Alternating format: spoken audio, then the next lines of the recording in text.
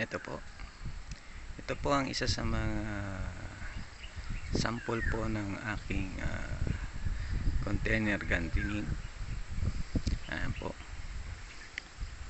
Ito po yung tinatawag na devil bone plant. Ayan. Ganda na po. Ayan. Kung mapapansin nyo, kung magdilig po ako dito ay halos 1 buwan bago ko po ito diligan.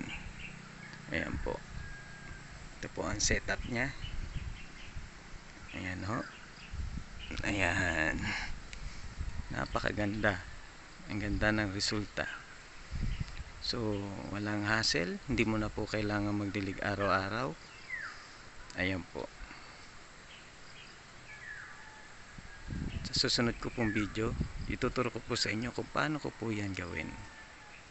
Salamat po mga kuyas.